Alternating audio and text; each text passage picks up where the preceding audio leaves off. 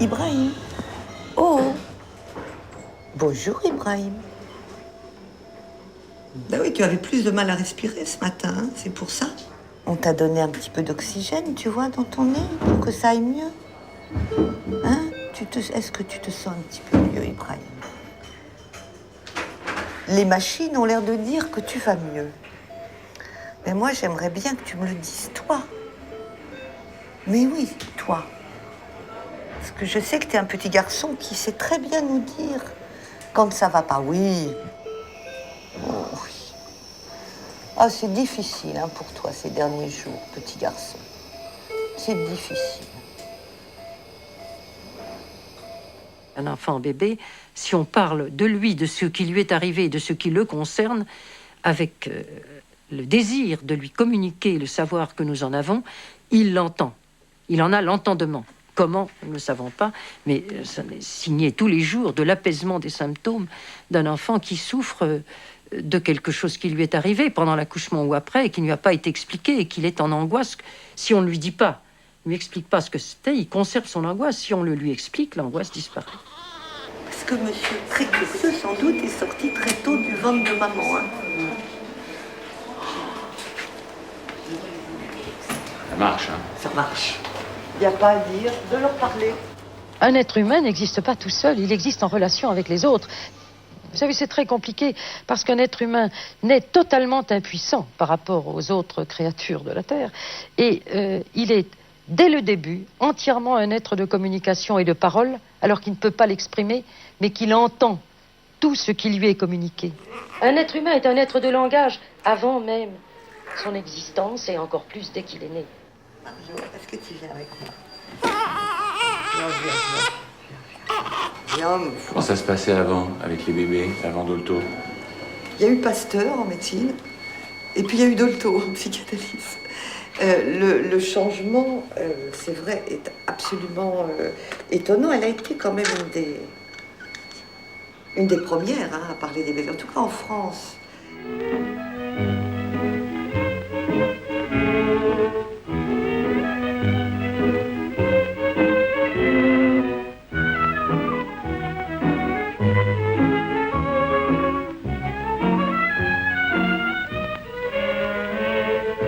À l'époque où Françoise était toute jeune, l'enfant était rien de très important jusqu'au moment où il commençait à parler, jusqu'au moment où il commençait à marcher. Il n'avait pas sa conscience à lui. C'était quelqu'un qui pleurait régulièrement, alors fallait le nourrir, pas trop le prendre dans les bras parce qu'il faisait des caprices, et que sinon il prendrait l'habitude d'être dans les bras. Quand vous commencez à... Quand j'ai commencé la médecine, ça a été un Trafalgar épouvantable. Non pas pour mon père, mais pour ma mère, qui pensait que vraiment je pourrissais ma vie, que je devenais une personne complètement hors la loi, une marginale définitive.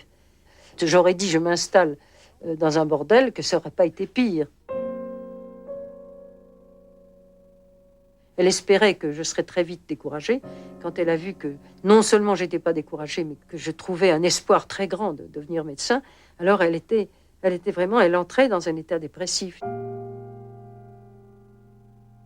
J'étais la personne qui la faisait souffrir. Alors je ne cherchais pas à la faire souffrir, je ne pouvais pas faire autrement que mon être la faisait souffrir, de ne pas être conforme à ce qu'elle attendait de moi.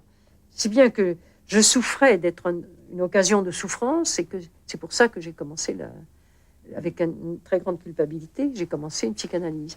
Et en effet, cette psychanalyse m'a libérée très rapidement de ma culpabilité. Et cette foi qui est la mienne, c'est que chacun a choisi de naître. Et que s'il survit, c'est qu'il y a de quoi tout de même. Chacun de nous choisit, à mon avis, choisit son destin pour une raison que je ne sais pas, et pourrait y faire face à partir du moment où il rencontre quelqu'un pour l'aider. Au départ, elle est dans la seule société psychanalytique qui existe, la Société psychanalytique de Paris, et elle s'intéresse, disons, à des cas qui n'intéressent pas grand monde dans le milieu psychanalytique à ce moment-là, des enfants en grande difficulté physique, physiologique, psychologique. C'est quelqu'un dont on sait qu'elle a voulu être médecin d'enfants très très tôt, médecin d'éducation, comme elle disait. Elle a une originalité. En fait, pour moi, la psychanalyse des petits et des bébés, c'est la psychanalyse pure. C'est-à-dire, ils sont dans le verbe. Ils sont dans le langage et ils sont au niveau du verbe qui n'a pas encore pris tel ou tel code. Mais ils ont le code humain le plus authentique, le plus profond, qui est que la santé, c'est ça vivre, et que l'état de maladie, c'est une souffrance du vivre, qui vient d'une communication erronée avec le monde. Elle a un sens de l'observation qui fait qu'elle va mettre en évidence un certain nombre de comportements, de gestes dans le dessin, dans la pratique de la pâte à modeler, même dans la gestuelle spontanée d'un bébé, auquel jusque-là personne n'avait prêté attention. Et elle va en tirer un certain nombre de correspondances entre ce qui se passe dans le corps, l'image qu'un bébé et un enfant plus tard se fait de son corps, son schéma corporel, son attitude dans la relation de langage, dans la relation avec les autres. De tout ça, elle va tirer une théorie. C'est plutôt des témoignages qui sont mis en mots qu'une théorie. Et ce sont des témoignages dans la mesure où ces témoignages, tels que je les ai exposés, peuvent aider quelqu'un à écouter un autre, alors on appelle ça une théorie. Mais pour moi, c'est une manière d'expliciter la façon dont je comprends ce qui se passe. Elle travaillait énormément, Françoise. C'était une lectrice de Freud extraordinaire. Elle connaissait très très bien Freud. Et elle essayait de réarticuler, de voir comment théoriser, de comment amener quelque chose qui serait un outil qu'elle pourrait transmettre, justement.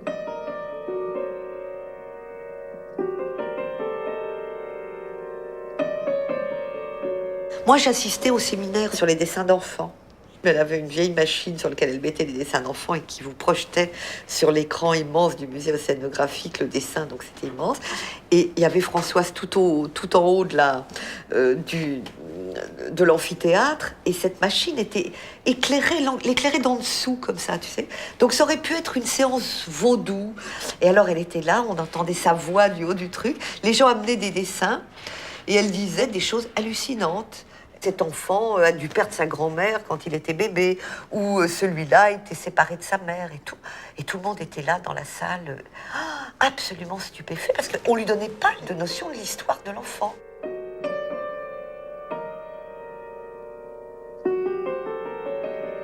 Et Françoise disait, vous voulez que je vous dise pourquoi je vous dis ça? Alors évidemment qu'on voulait, tiens, cette blague. Alors la forme du toit, les mains en robinet, en robinet d'eau. Mais cet enfant, quelqu'un l'a tripoté quand il était petit. Il y a eu des histoires d'inceste.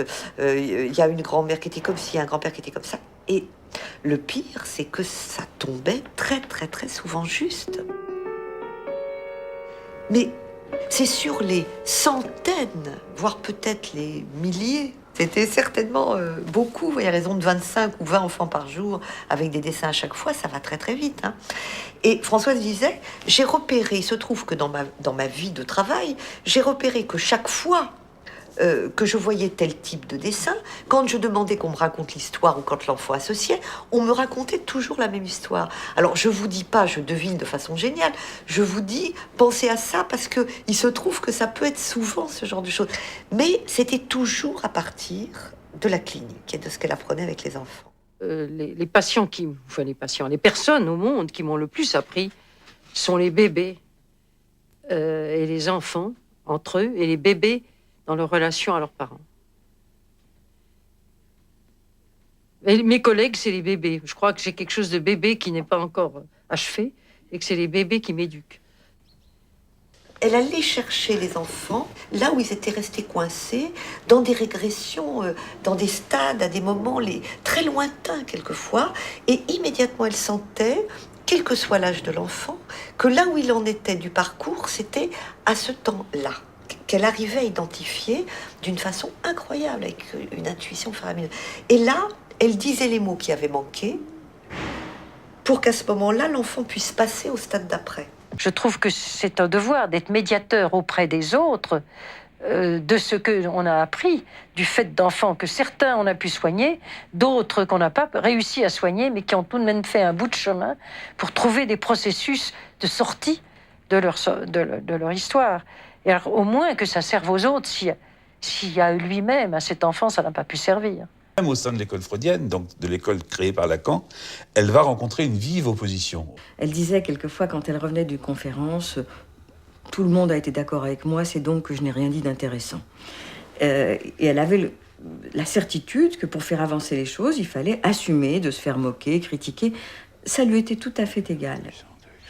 Elle ne voulait pas faire école, mais elle voulait transmettre ce qu'elle pensait, puis que les autres en fassent ce qu'ils voulaient. Enfant en souffrance, tout est langage, l'image inconsciente du corps, le sentiment de soi, la cause des enfants, la difficulté de vivre, sexualité féminine, la cause des adolescents, l'évangile au risque de la psychanalyse. Françoise Dolto, vous êtes une chrétienne convaincue. Oui, depuis, après ma psychanalyse. Oui. Avant, j'étais chrétienne parce que tout le monde est chrétien. Mais après, j'ai compris que c'était une religion extraordinaire quand elle n'était pas vécue de façon névrosée. Qu'il y avait dans l'Évangile tout ce que la psychanalyse découvre. C'est-à-dire que la dynamique est plus que la morale. On ne peut pas dire du tout qu'elle était une pratiquante. Je l'ai très peu vue aller à la messe, elle ne se confessait pas, etc. Et surtout, elle était intéressée par toutes les spiritualités. Sur sa table de nuit, il y avait des livres de toutes origines, mais beaucoup de choses d'origine hindoue et beaucoup de choses autour de Ramakrishna.